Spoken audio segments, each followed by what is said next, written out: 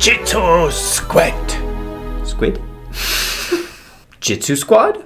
Squad.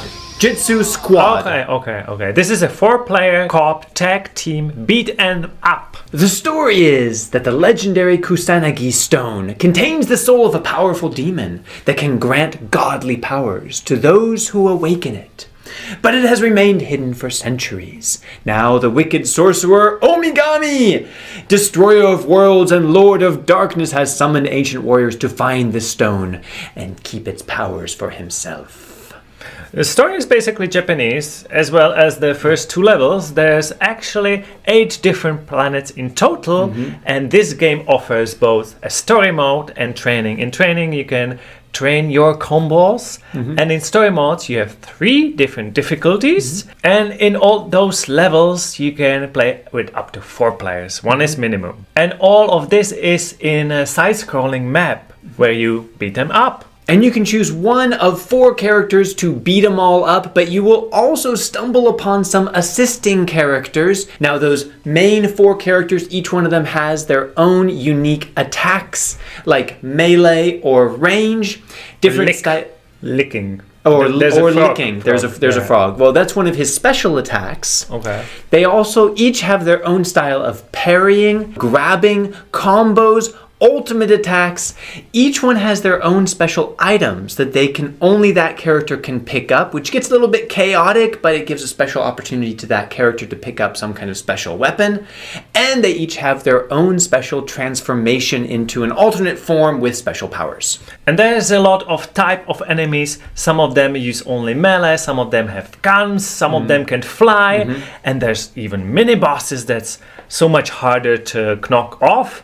And the bosses. And they also have a charging ultimate, which does a lot of destruction. Now, as you go through the map, there's a lot of things that you can destroy in the environment, which you should always try to find time to do, because a lot of things have power-ups or other special items hidden inside. So while you're trying to destroy all the enemies, make sure you break everything around you too. And the game is not too long. It's about 4 hours long. And after beating it, you unlock a tag team mode, which means you can select multiple characters and switch them at any time on your second round of the game.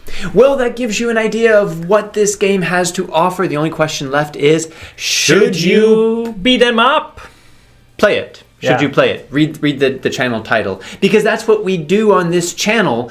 We play and review every free weekly game on the Epic Game Store. And this one is going to be free to keep for 1 week from November 30th, 2023. So check out everything on the Epic Game Store and subscribe to this channel so you don't miss anything good. I don't know how about you, Caleb, but I like getting free games, especially the ones that I would never choose otherwise. And I like couch co-op games, and this one is colorful, smooth. It is maybe too messy on the screen. Sometimes it's really hard to see where your character is.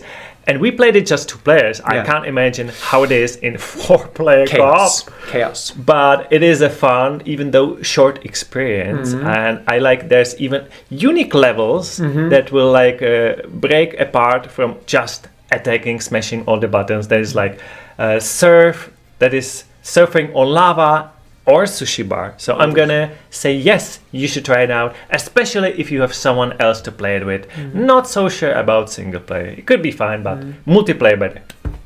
You know, I completely agree that it gets a little bit too chaotic and sometimes it's hard to know what's going on. At the same time, there are 2 things that I really like about this game. That is, often these games just end up being button smashing, which I did a little bit of, but pretty quickly you start learning the combos and things, and there's a lot of them. So you can do it kind of from a simple perspective, but it seems like you can get pretty deep into it also and really master the whole environment, even if it looks like chaos. And that was really accessible more than a lot of beat 'em up games. The second one is the environments that changed really often and really changed the feeling of the game. Like they were all beautiful, detailed, but so different that it really kept things interesting and never felt very repetitive in the environments. So for those reasons, especially if you have friends to play with, because that's the fun of the crazy co-op, then especially for free, this is definitely worth your time to check it out. So don't miss it.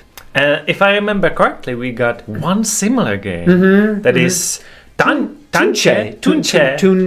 Tunhe. Yeah. You can watch our review right now to see if maybe that game suits you better.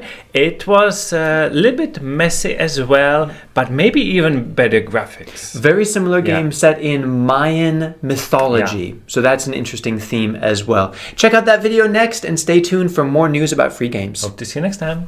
Bye.